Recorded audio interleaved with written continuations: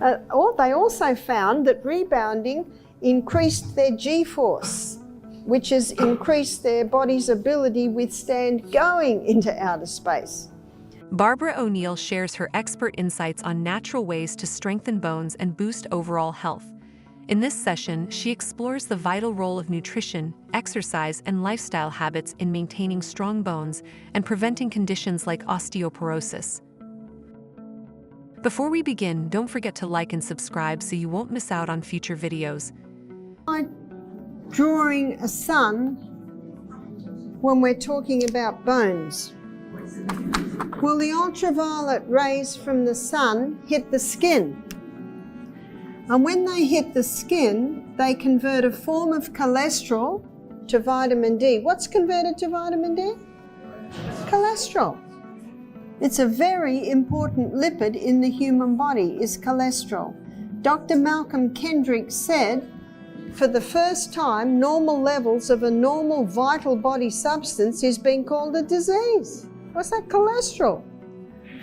So the ultraviolet rays from the sun hit the skin and convert a form of cholesterol just under the skin to vitamin D. And vitamin D is essential in the assimilation of calcium and the utilization of calcium in the body. Vitamin D is also being hailed today as the anti-cancer vitamin. In fact, the research is showing that it can stop cancer in its tracks and even convert the cell back to a healthy cell. That's quite remarkable. So your bones need for you to be having vitamin D. But I've got some other shocking news for you. And you might say, Barbara, you've already shocked us enough. Bones aren't made of calcium. Well, what are bones made of? They're made of 12 minerals and 64 trace. What are the 12 minerals? Calcium, chromium, boron, iron, magnesium, manganese, silica, sulfur, selenium, potassium, phosphorus, and iron, and we've done iron, zinc. That's what bones are made of, and 64 trace.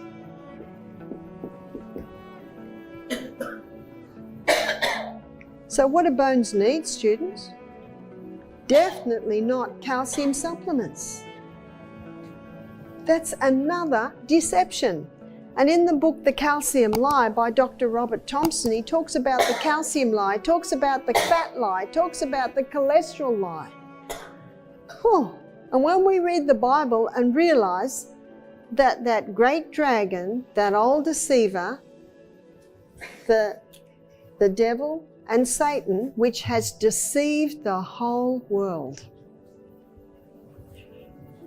So, it's not rocket science really, is it? What do our bones need? That. So if you've got calcium supplements, the best thing you can do with them is put them in the bin. Do you call it a bin? In America they call it a trash can. I just want to be really clear here. Trash. Rubbish. Rubbish, yeah. In fact, in the book The Calcium Lie, Dr. Robert Thompson, he actually says that calcium supplements can deplete even more calcium out of your bones. The pharmaceutical companies, they make all these drugs, then they've got another section. Guess what's in another section? Vitamins and minerals. And there's not a big stockpile of vegetables out in the backyard that they're making them from. They're in a form that your body can't access. Bones are fundamental to the body's structure and movement. They require more than just calcium. They need 12 key minerals. Calcium supplements are discouraged and foods rich in minerals are suggested instead. Sunlight exposure helps the body convert cholesterol into vitamin D, which plays a crucial role in calcium absorption and bone health.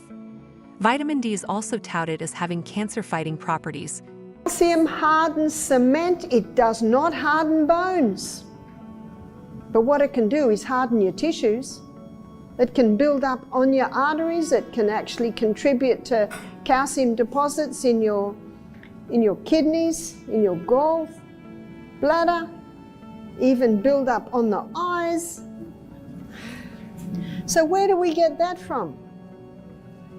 Dr. Robert Thompson states that the clearest indicator of a creator God is seawater, because it's the exact same mineral balance and proportion as is found in the body.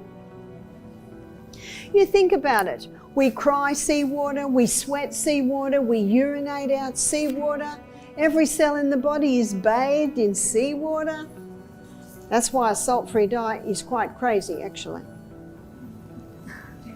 So I've got some more good news. You don't have to drink seawater.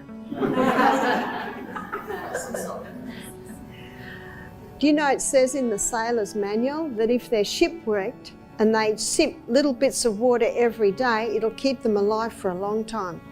But if they don't drink any water for 3 days and get very dehydrated and drink a whole glass full of seawater, that can throw an imbalance and they can go quite mad. So we don't need to drink seawater. All we need to do is get the whole salt, Celtic salt or Himalayan salt, that has all of those minerals in it.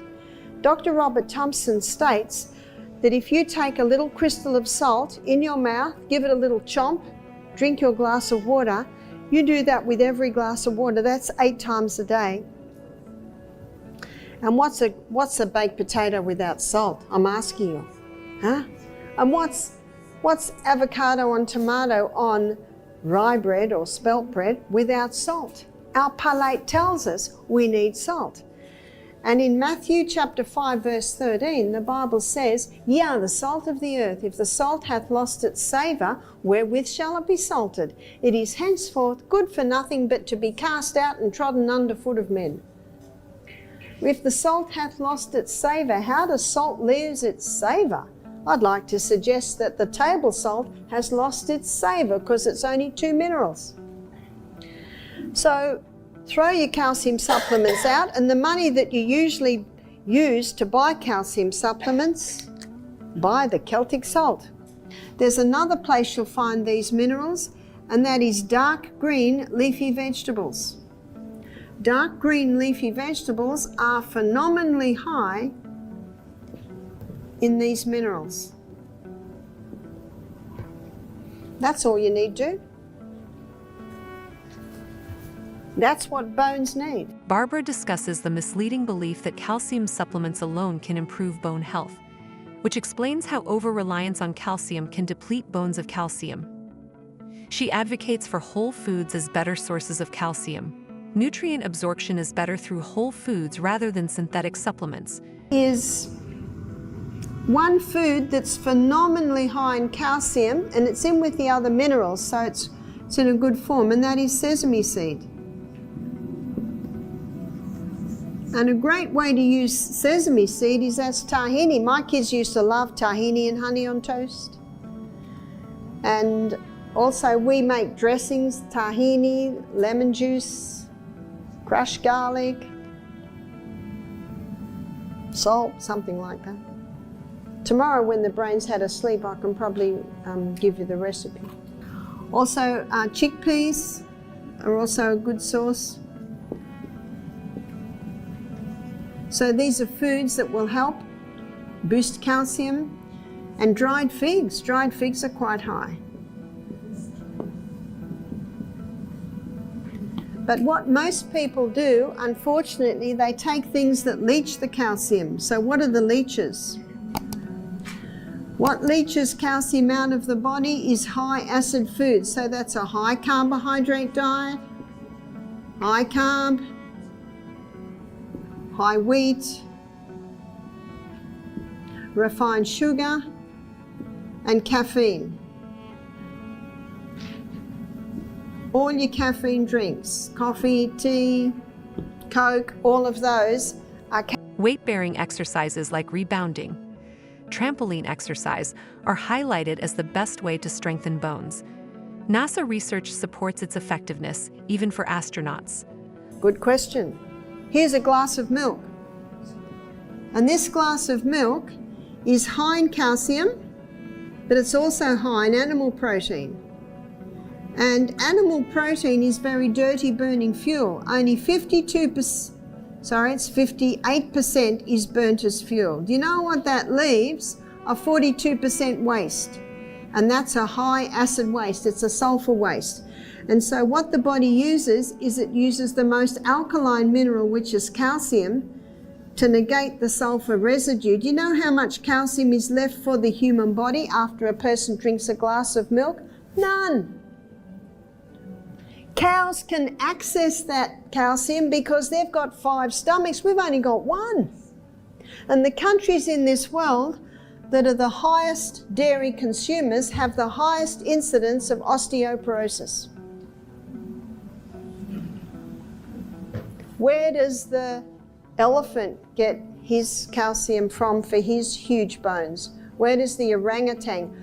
The creatures in this planet with the biggest bones are vegetarians. They get it from grass. I've got some good news. You don't have to eat grass. You can eat broccoli and bok choy and all your dark green leafies. You don't lose your minerals when you cook them. You only lose the minerals when you cook if you throw the water away. I like to use waterless cooking. Put on a very low heat, get a heavy bottom pan, put a lid on, and it'll just cook gently in its own juice without any water. You've got to keep it on a low heat. It'll take a little while. You can also do things in crock pots because that's a very low heat. You just got to take a bit more time to do it. So Barbara O'Neill's insights offer a fresh perspective on bone health, emphasizing the importance of a balanced diet, effective exercises, and the right nutrients. By incorporating these science-backed strategies into daily life, if you found this video informative, make sure to give a like, subscribe, and press the bell icon so that you won't miss out on any future videos.